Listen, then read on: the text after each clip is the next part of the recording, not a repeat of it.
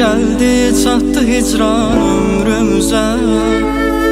Bu sebepsiz ayrılığa nedir çare?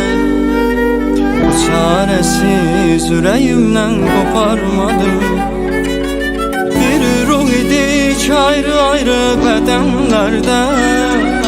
Ne tez geldi çattı hicran ömrümüze.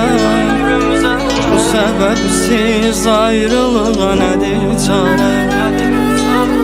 Bu çaresiz yüreğimden koparmadım.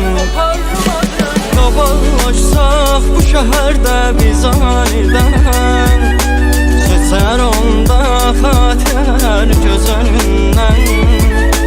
Bir vaxt sənə gənclik fəda edən, inadkar yüreğimden koparmadım.